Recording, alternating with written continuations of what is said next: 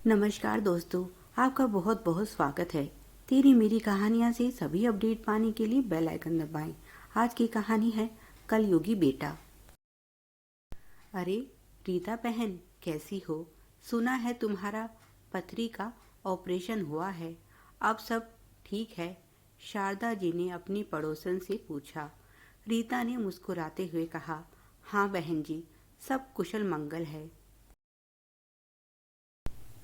वैसे यह सब कैसे हुआ? आप तो कायदे कानून की बहुत पक्की हैं और खाने पीने के मामले में तो आप कभी कोई लापरवाही नहीं करती। रीता जी बोली, अब क्या बताऊं बहन जी, मुझे भी नहीं पता यह सब कैसे हुआ।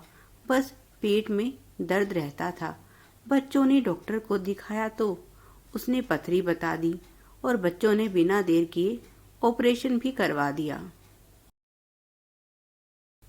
तभी उनकी बहू सुशीला ने आवाज लगाई, अम्मा जी, आपकी दवाई का समय हो गया है। शारदा जी बोली, आप बहुत खुशकिस्मत हैं। बेटा बहू आपकी कितनी सेवा करते हैं। रीता जी मुस्कुराई और अंदर आ गई। अंदर आकर उन्होंने देखा सुशीला हाथ में पानी का गिलास और दवाई लेकर खड़ी उनका इंतजार कर रही थी। उन्होंने मुस्कुराते हुए कहा, बहू, मैं भले ही दवाई लेना भूल जाऊं, पर तुम बिल्कुल नहीं भूलती। अरे मुझे कोई बीमारी थोड़ी हुई है, मैं बिल्कुल ठीक हूँ। छोटी सी पथरी थी, निकल गई। तुम लोग तो बहुत ज्यादा ही फिक्र कर रहे हो। सुशीला बोली, नहीं अम्मा जी, इतने सालों बाद तो आप आई हैं और आते ही आप बीमार हो गई। आपकी सेहत से बढ़कर हमारे लिए कुछ नहीं। नहीं तो देवर जी क्या कहेंगे। माँ को लेकर गए थे और ठीक से उनकी देखभाल भी नहीं कर सके। रीता जी मुस्कुराई और बोली, जुग जुग जियो बहू, मैं तुम दोनों की सेवा से सच में बहुत खुश हूँ। अपने बेटे बहू के व्यवहार पर तो खुद रीता जी आश्चर्यचकित हैं। 8 साल पहले उनका बेटा मोहन अपने परिवार सहित शहर आकर बस गया था और फिर धीरे धीरे उसका गांव और माँ से नाता ही टूट गया। पिछले 3 साल से तो उनके बीच किसी तरह का कोई संपर्क ही नहीं था और फिर एक दिन अचानक मोहन गांव आया। बेटे को देखकर उन्हें सुखद आश्चर्य हुआ। रीता जी के 4 बच्चे हैं, जिनमें 2 बेटे और 2 बेटियां हैं। सभी की शादी हो चुकी है और रीता जी के साथ उनका छोटा बेटा सोहन गांव में ही रहता है। मोहन ने तो ऐसा रिश्ता तोड़ा कि अपने पिता के मरने पर भी वह गांव नहीं आया था और अभी 2 महीने पहले अचानक से गांव पहुंचा और माँ के पैर पकड़कर अपने किए पर माफी मांगी और उनके बार बार मना करने के बाद भी उन्हें अपने साथ शहर ले आया। उसका कहना है कि वह अपनी गलतियों का पश्चाताप करना चाहता है और इसीलिए अब अपनी माँ की सेवा करना चाहता है। और सच में पति पत्नी 2 महीने से उन मन लगाकर सेवा कर रहे हैं। जैसे ही उन्होंने पेट में दर्द की शिकायत की, तुरंत उन्हें लेकर हॉस्पिटल पहुंच गए और बिना देर किए उनका ऑपरेशन करवाकर उन्हें इस दर्द से छुटकारा भी दिलवा दिया। वे अपने बेटे बहू की सेवा से बहुत खुश हैं और उन्हें रात दिन दुआएं देती रहती हैं।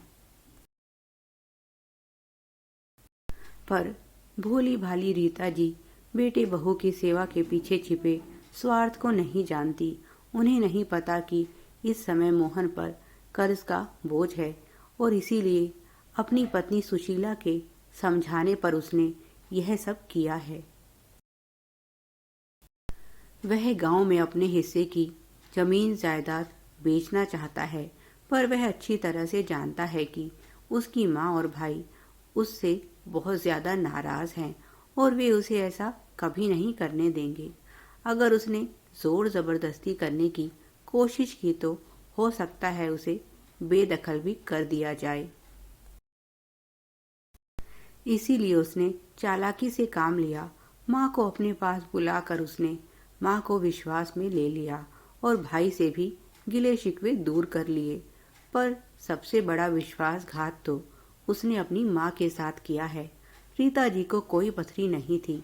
उनके पेट दर्द का कारण गैस और बदहाजमी थी, क्योंकि सुशीला जानबूझकर ऐसा खाना बना रही थी जिससे उन्हें पेट में तकलीफ हो।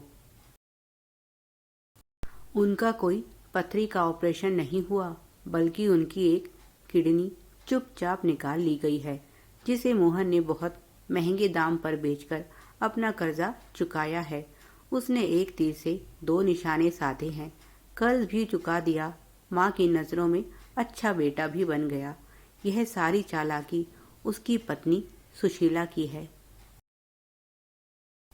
क्योंकि सुशीला को अच्छे से पता है ना तो उसकी अनपढ़ सास और ना ही उसके अनपढ़ देवर को कभी इस बात की भनक लगेगी, और कुछ महीने सास को अपने पास रखकर खुश करने के बाद गांव जाकर अपनी जमीन का हिस्सा भी ले लेंगे।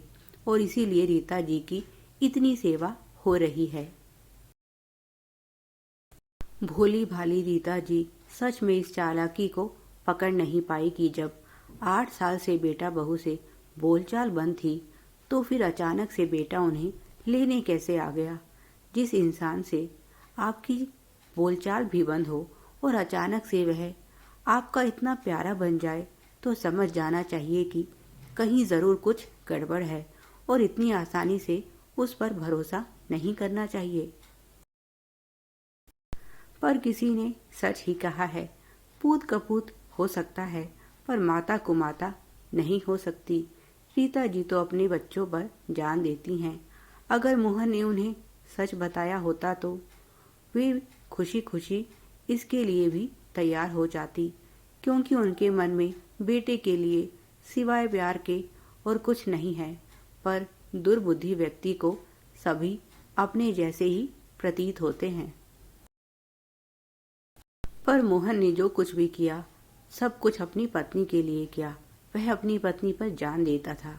उस पर यह कर्जा भी पत्नी की ख्वाहिश पूरी करने के चक्कर में चढ़ा। जल्दी ही उसे अपनी करनी का फल मिला। फैक्ट्री में काम करते हुए उसका एक हाथ कट गया, और करंट लगने के कारण उसकी पत्नी सुशीला की भी मौत हो गई। आज वह सिर्फ अपने बुरे कर्मों पर पछता सकता है, और माँ को भी सच नहीं बता सकता। भगवान ऐसा बेटा किसी को ना दे, पर जब ईश्वर की लाठी पड़ती है तो उसमें आवाज नहीं होती, पर न्याय पूरा होता है। मोहन ने जो कुछ किया पत्नी के कहने में आकर किया।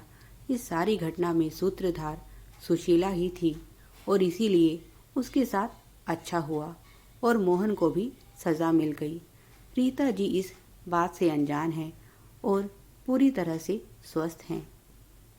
वे ईश्वर से बार बार पूछती हैं कि उसने बुढ़ापे में उन्हें इतना बड़ा दुख क्यों दिया, क्यों उनके बेटे का बसा बसाया घर उजाड़ दिया। काश उन्हें सच का पता होता। ईश्वर उन्हें लंबी उम्र दे।